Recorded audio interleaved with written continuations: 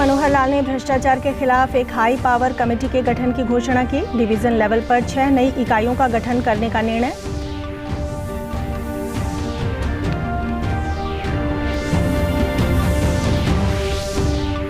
केंद्रीय स्वास्थ्य मंत्री मनसुख मांडविया ने आज विश्व तपेदिक दिवस पर step up to end TB कार्यक्रम का किया उद्घाटन। कहा, टीबी उन्मूलन में सबकी भागीदारी आवश्यक।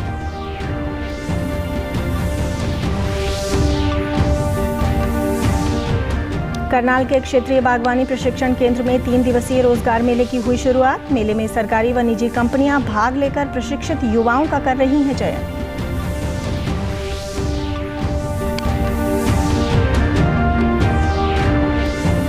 और प्रधानमंत्री गरीब कल्याण अन्न योजना जरूरतमंदों के लिए हो रही लाभकारी सिद्ध। योजना के तहत लाभार्थियों को मिल रहा है 5 किलो प्रति व्यक्ति निःशुल्क खाद्यान्न।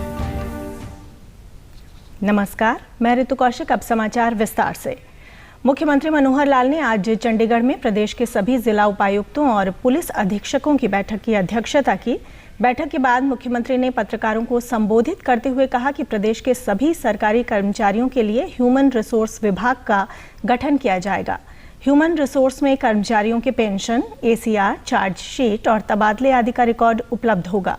उन्होंने बताया कि फिलहाल IAS अधिकारी चंद्रशेखर खरे को विभाग की जिम्मेदारी दी गई है। ह्यूमन रिसोर्स विभाग मुख्यमंत्री कार्यालय के अधीन रहेगा। मुख्यमंत्री ने कहा कि भ्रष्टाचार पर अंकुश के लिए हरियाणा स्टेट विजिलेंस ब्यूरो का विकेंद्रीकरण करते हुए डिविजनल लेवल पर 6 स्वतंत्र इकाइयां गठित करने का निर्णय लिया गया है। लगभग 3 लाख एम्प्लॉइज हैं। इन सब की सर्विस रिकॉर्ड्स, इन सब के ट्रांसफर्स, ऑनलाइन ट्रांसफर्स के साथ साथ मैनुअल ट्रांसफ़र भी HRMS के माध्यम से ही अब होंगे और वहीं उनकी सारा जो डाटा है सारी चीज़ें रखा जाएगा और इनके किसी प्रकार की जो केसेस हैं उनको भी मॉनिटर जो है HR डिपार्टमेंट ही करेगा। कहीं 7A की चार्जशीट है, कहीं और अन्य चार्जशीट है, कहीं लोगों के डिसिप्लिनरी एक्शन है या रिटायरमेंट के बाद पेंशन के विषय हैं। तो बहुत से ऐसे विषय एम्प्लॉइज़ के अपने होते हैं, तो एक सुविधा हो जाएगी। ऐसे सब एम्प्लॉइज़ को एक अलग डिपार्टमेंट के माध्यम से उनको ये सब सुविधाएं मिलेंगी। मुख्यमंत्री ने कहा कि ग्रुप B, C और D के कर्मचारियों और 1 करोड़ से कम भ्रष्टाचार के मामलों की जांच डिवीजन स्तर की विजिलेंस करेगी। मुख्यमंत्री ने कहा कि सरकार दंडात्मक और सुधारात्मक कदम उठाने में भरोसा रखती है और भ्रष्टाचार रोकने के लिए प्रतिबद्ध है।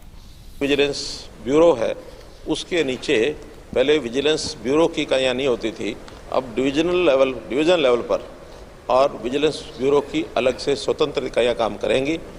जो up to 1 crore group B, C और D इनके कर्मचारियों के साथ जुड़ा हुआ कोई विषय अगर भ्रष्टाचार का होता है तो डिविजनल विजिलेंस ब्यूरो ही उस पर कार्रवाई करेगा। आज विश्व तपेदिक दिवस है। तपेदिक यानी टीबी के स्वास्थ्य पर पड़ने वाले दुष्प्रभावों और सामाजिक आर्थिक परिणामों के बारे में लोगों को जागरूक करने के लिए ये दिन प्रतिवर्ष 24 मार्च को आयोजित किया जाता है। टीबी अब भी दुनिया की सर्वाधिक संक्रामक जानलेवा बीमारी है। प्रतिदिन लगभग 4000 लोग टीबी से जान गंवाते हैं और लगभग 28,000 लोग बीमार पड़ते हैं। विश्व स्तर पर टीबी के नियंत्रण के प्रयासों से वर्ष 2000 से अब तक लगभग 6 करोड़ 30 लाख लोगों का जीवन बचाया जा सका है। केंद्रीय स्वास्थ्य मंत्री मनसुख मांडविया ने आज विश्व तपेदिक दिवस के अवसर पर नई दिल्ली स्थित विज्ञान भवन में step up to end TB world TB के शिखर सम्मेलन का उद्घाटन किया। इस अवसर पर केंद्रीय स्वास्थ्य मंत्री ने टीबी को समाप्त करने के लिए जन भागीदारी के महत्व पर जोर दिया। उन्होंने कहा कि टीबी उन्मूलन में सबकी भागीदारी आवश्यक है। योजना देश में और दुनिया में सालों से चल रही है, वर्षों से चल रही है। हम सब लोग ये कार्यक्रम के साथ जुड़ जाए। क्यों सोसाइटी के रूप में, समाज के रूप में, समाज में चुने हुए जनप्रतिनिधि ये अपना कर्तव्य ऐसा मान करके काम करें। समाज में NGO है, अपना कर्तव्य को मान के काम करें। समाज में अपने पड़ोसी, अपने पड़ोस में कोई ट्यूबरकुलोसिस के पेशेंट है, चलो हम उसको इलाज कराएं, उसके लिए काम करें। इलाज कराने की पद्धति भी नई नई आ रही है, नई नई मेडिसिन आ रही है। पहले जो कोर्सेज होता था उससे कम समय में, कम डोज में, कम कोर्स में हम टीबी मुक्त व्यक्ति नागरिक को कर सकते हैं। ये सारी पद्धतियों का उपयोग करके सामूहिक तौर पर हम प्रयास करेंगे तो मैं मानता हूं कि हम टीबी मुक्त भारत बनाने में सक्सेस होंगे। युवाओं को रोजगार उपलब्ध कराने के लिए आज से करनाल स्थित क्षेत्रीय बागवानी प्रशिक्षण केंद्र में 3 दिवसीय रोजगार मेले का आयोजन किया गया। मेले में 21 से अधिक सरकारी व निजी कंपनियों ने भाग लेकर प्रशिक्षित युवाओं का विभिन्न पदों के लिए चुनाव किया। क्षेत्रीय बागवानी केंद्र के संयुक्त निदेशक ने बताया कि बागवानी विभाग द्वारा बागवानी में रोजगार उपलब्ध कराने के लिए पहली बार रोजगार पोर्टल की शुरुआत की गई है। इस पोर्टल के माध्यम से बागवानी क्षेत्र में प्रशिक्षित युवा अपना पंजीकरण कराकर रोजगार प्राप्त कर सकते हैं। लगभग 22 कंपनियां आज आई हैं और इस प्रकार कल भी बच्चे आएंगे और इस प्रकार परसों भी आएंगे और यह हमारा विभाग का पहला इस प्रकार का रोजगार मेला का आयोजन किया जा रहा है। मेले में आई विभिन्न कंपनियों के अधिकारियों ने कहा कि युवाओं को बागवानी में प्रशिक्षण लेना चाहिए क्योंकि इसमें रोजगार की अपार संभावनाएं मौजूद हैं। से आते थ्रू होते थे, बच्चे खुद आते थे, अप्लाई करते थे, वहाँ से आते थे बच्चे। फायदा होता है क्योंकि एक बार में बल्क में बच्चे आते हैं ना, यहाँ पर एक ही 2 बच्चे आते हैं, यहाँ पर बल्क में मिलते हैं, हमें क्वालिटी मिल जाती है, प्रॉपर हम गाइडलाइंस कर लेते हैं उन्हें। हमें actually 10th 12th ITI diploma honours हो गए, एग्रीकल्चर वाले हो गए, इन बच्चों को। मेले में आए युवाओं ने कहा कि उन्होंने इस केंद्र से बागवानी का प्रशिक्षण लिया है और अब वे विभिन्न कंपनियों में अपनी योग्यता के हिसाब से नौकरी पा सकते हैं। 19-20 में हमने डिप्लोमा किया था, तो उस टाइम से हम मतलब वेट ही कर रहे कि कब जॉब आएगी, मतलब कब हम जॉब करेंगे। तो अब ये जॉब आई, ये जॉब फेयर आया, तो हमें बहुत ही खुशी हुई, मतलब ये अवसर मिला कि हम जॉब कर पाएंगे, जॉब में हिस्सा ले पाएंगे, तो हम अपने रोजगार पर खड़ा हो पाएंगे। ऐसा कि हमारे आदरणीय उद्यान विभाग में एक नई नींव को डाला गया, जिसे हमने कोर्स किया था 2018 और इंटरव्यू दिया भी और 2-3 कंपनियों में और देंगे, जैसा कि हमें रोजगार प्राप्त हो सके। कोई फायदा तो सर मिलेगा, बेनिफिट मिलेगा क्योंकि एक्सपीरियंस में मिलेगा काम के प्रति। जैसे हम फ्रेशर बच्चे हम देखेंगे आगे। केंद्र सरकार द्वारा चलाई गई प्रधानमंत्री गरीब कल्याण अन्न योजना जरूरतमंदों के लिए काफी लाभकारी सिद्ध हो रही है। कैथल के जिला खाद्य एवं आपूर्ति अधिकारी ने कहा कि जिले में 1,22,000 से अधिक परिवारों को इस योजना का लाभ पहुंचाया जा रहा है। उन्होंने बताया कि केंद्र सरकार की इस योजना के तहत प्रति व्यक्ति 5 किलो निःशुल्क खाद्यान्न उपलब्ध करवाया जाता है। लगभग 451 डिपो हैं जो इस टाइम कार्यरत हैं और हमारे पास लगभग 1,22,000 फैमिलीज़ हैं जो कि जिसमें कि BPL परिवार भी शामिल हैं और प्रायोरिटी हाउस होल्ड भी शामिल हैं, जो कि प्रधानमंत्री गरीब कल्याण योजना की उसके लाभ ले रहे हैं। और 31 मार्च तक, इस साल की 31 मार्च तक ये योजना लागू है। प्रधानमंत्री जी का बहुत बहुत धन्यवाद है। इन्होंने कोरोना काल में गरीबों के लिए फ्री राशन दिया है और ऐसा प्रधानमंत्री शायद ही दोबारा कभी आएगा और गरीब जनता इसको बहुत जो भी ले जा रही है, बड़े गुणगान कर रही है प्रधानमंत्री जी के। योजना का लाभ ले रहे लाभपात्रों ने कहा कि प्रधानमंत्री गरीब कल्याण अन्न योजना के तहत उन्हें निःशुल्क राशन उपलब्ध होने से जीवन यापन में काफी सुविधा हो रही है। इसके लिए वे सरकार का आभार व्यक्त करते हैं। हर चीज़ मिली है, कनक मिली है, नमक मिला है, चीनी मिली है, बहुत सामान मिला है गरीबों को। जी की बहुत अच्छी सोच है और गरीबों के लिए जो वो इसमें कोरोना में जो सहायता करी है बहुत अच्छी करी है। गरीब आदमी रोटी खा सकता है। प्रधानमंत्री जी गरीबों का कल्याण करना कि जो कोई भी गरीब, कोई भी मतलब ऐसा है जो मतलब वंचित है इन चीज़ों से, वो मिले, जिससे कोई गरीब भूखा ना रहे किसी भी तरह से। तो बहुत बढ़िया सोच है प्रधानमंत्री की, ये गरीबों का कल्याण हुआ है, अच्छा है। राज्यपाल बंडारू दत्तात्रेय ने कल पलवल में एक विद्यालय में आज़ादी का अमृत महोत्सव के अंतर्गत आयोजित नई उड़ान 2022 वार्षिक सांस्कृतिक उत्सव में बतौर मुख्य अतिथि शिरकत की। इस अवसर पर राज्यपाल ने स्वामी विवेकानंद, सरदार वल्लभ भाई पटेल, पूर्व राष्ट्रपति डॉक्टर APJ अब्दुल कलाम और वैज्ञानिक जगदीश चंद्र बसु की प्रतिमाओं का अनावरण भी किया है। राज्यपाल ने कहा कि विश्व में भारत की पहचान युवाओं के देश के रूप में है। देश में 35 वर्ष की आयु तक के करीब 65 करोड़ से अधिक युवा हैं। देश की उन्नति में युवाओं की भागीदारी सुनिश्चित करने के लिए उन्हें अच्छे संस्कार, उचित शिक्षा एवं प्रौद्योगिकी विशेषज्ञता व ई-गवर्नेंस द्वारा नए स्टार्टअप शुरू करने के लिए प्रेरित किया जा रहा है। प्रतिमाओं को स्थापित किया गया है। अभी मैंने महान वैज्ञानिक एवं देश के 11वें राष्ट्रपति डॉक्टर APJ अब्दुल कलाम जैसे महान विभूतियों की प्रतिमाओं का अनावरण किया है। राज्यपाल ने कहा कि विद्यार्थियों के चहुमुखी विकास के लिए केंद्र सरकार ने देश में नई शिक्षा नीति लागू की है, जिसमें प्रौद्योगिकी शिक्षा पर बल दिया गया है। उन्होंने कहा कि प्रदेश सरकार भी वर्ष 2025 तक राज्य में नई शिक्षा नीति लागू कर रही है, जिसके बाद ऐसा करने वाला हरियाणा देश का पहला राज्य बन जाएगा।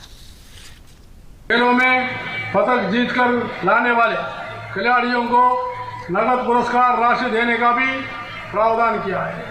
प्रदेश में खेल गतिविधियों को बढ़ावा देने के लिए वर्ष 2020-23 में 540 करोड़ रुपए के अधिक राशि का प्रावधान किया गया है। मेरी सरकार सुशासन से सेवा के संकल्प के साथ पंडित दीनदयाल उपाध्याय के अंत्योदय दर्शन के अनुरूप सबका साथ, सबका विकास, सबका विश्वास, सबका प्रयास कर रही है।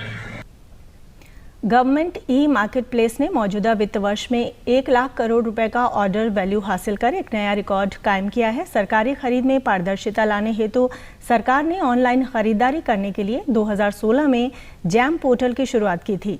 प्रधानमंत्री नरेंद्र मोदी ने जैम पोर्टल की इस उपलब्धि पर खुशी जताई। प्रधानमंत्री ने ट्वीट कर कहा कि गवर्नमेंट ई मार्केट प्लेस ने 1 साल में 1 लाख करोड़ रुपए का ऑर्डर वैल्यू हासिल किया है। ये पिछले वर्षों की तुलना में उल्लेखनीय वृद्धि है। जैम प्लेटफॉर्म विशेष रूप से MSME को सशक्त बना रहा है, जिनमें 57% ऑर्डर वैल्यू MSME क्षेत्र से आ रहा है। सिरसा जिले में 12 से 14 साल के बच्चों का कोरोना रोधी टीकाकरण सुचारू रूप से जारी है। जिले के विभिन्न सरकारी स्कूलों में 12 से 14 आयु वर्ग के बच्चों को कोरोना रोधी वैक्सीन लगाई जा रही है। जिला प्रतिरक्षण अधिकारी ने बताया कि विभाग ने जिले में 40,000 बच्चों के टीकाकरण का लक्ष्य रखा है और अब तक लगभग 4,000 बच्चों को टीका की खुराक लगाई जा चुकी है। सभी अभिभावकों से अपील की जा रही है कि वे बच्चों का टीकाकरण अवश्य करवाएं। उन्होंने कहा कि स्लम्स, बस्तियों व ईंट के भट्टों में भी पहुंचकर बच्चों को कोरोना रोधी वैक्सीन लगाई जाएगी। नई तरह की वैक्सीन है कोर्बेवैक्स, पहली बार आई है इंडिया में और इन्हीं एज ग्रुप में जो 12 से 14 साल के बच्चे जो हैं उनको लगाई जाएगी। टारगेट उस हिसाब से देखें जो 2000 हमारे 10 के 8, 9, 10 के जो जन्म थे वो बनते हैं 40 से 42,000 के बीच में, तो यही हमारा टारगेट है। हमारा पहला टारगेट होएगा स्कूल्स में जाके बच्चों को वैक्सीन लगाना, जहाँ पे बच्चे अभी पढ़ रहे हैं, स्कूल्स पूरी तरह से ओपन हो चुके हैं, तो उसके हिसाब से ये वैक्सीन लगाई जाएंगी। गांव बेगू से सरकारी स्कूल के मुख्याध्यापिका ने बताया कि यहां स्कूल में ही 12 से 14 आयु वर्ग के बच्चों को वैक्सीन लगाई जा रही है। सभी बच्चे इसमें बढ़ चढ़कर हिस्सा ले रहे हैं। उन्होंने कहा कि अभिभावकों की अनुमति के बाद ही बच्चों का टीकाकरण किया जा रहा है। 14 साल के बच्चों के बीच में लगाई जा रही है और सभी बच्चे जो हैं इसमें बढ़ चढ़ कर भाग ले रहे हैं और बिना पेरेंट्स की अनुमति के हम नहीं लगा रहे हैं, क्योंकि वैक्सीनेशन ये है कि सहमति होनी ज़रूरी है और बच्चे जो है खुद ही दौड़ के आ रहे हैं कि हमें लगाई जाए, तो ये एक स्वैच्छिक है, तो हम पूछ के ही बच्चों के लगा रहे हैं। वहीं वैक्सीन लगवाने के बाद छात्रों ने कहा कि कोरोना संक्रमण से बचाव के लिए सभी को वैक्सीन ज़रूर लगवानी चाहिए। पहले हमारे माँ बाप डरते थे कि हम कहीं बच्चों को भेजें ना, अब हम खुल के स्कूल आ सकते हैं और स्कूल में अच्छे से पढ़ाई भी कर सकते हैं। इंजेक्शन लगवाने से कोई डर नहीं होता, क्योंकि इंजेक्शन लगवाने से कोई डर नहीं होता, इसलिए हमें इंजेक्शन लगवाना चाहिए और खुल के स्कूल में आने की भी ज़रूरत होगी और हमारे घर वाले हमें स्कूल में आने से कुछ नहीं कहेंगे। टीके लगे आज हमें भी उम्मीद सी वही हमारे जैसे बड़ों के भी लगेंगे और हमारे मम्मी पापा कहीं जाने से रोकते थे, अब हम अच्छे से पढ़ाई कर सकते हैं जी और कहीं भी जा सकते हैं जी। अंत में इस बुलेटिन के मुख्य समाचार एक बार फिर। मुख्यमंत्री मनोहर लाल ने भ्रष्टाचार के खिलाफ एक हाई पावर कमेटी के गठन की घोषणा की। डिवीजन लेवल पर 6 नई इकाइयों का गठन करने का निर्णय।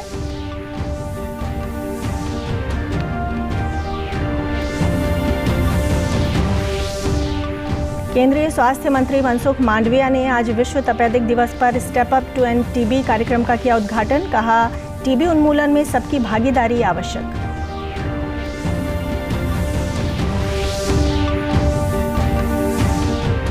करनाल के क्षेत्रीय बागवानी प्रशिक्षण केंद्र में 3 दिवसीय रोजगार मेले की हुई शुरुआत। मेले में सरकारी व निजी कंपनियां भाग लेकर प्रशिक्षित युवाओं का कर रही हैं चयन।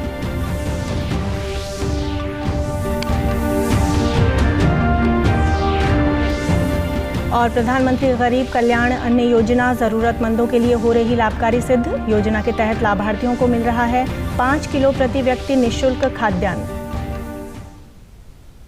सभी दर्शकों से अपील है कि आप जब भी घर से बाहर निकलें तब मास्क जरूर पहनें, 2 गज की दूरी बनाए रखें और एक नियमित अंतराल पर अपने हाथ धोते रहें। और अगर आप पात्र हैं तो टीकाकरण अवश्य करवाएं। आज के बुलेटिन में बस इतना ही। नमस्कार।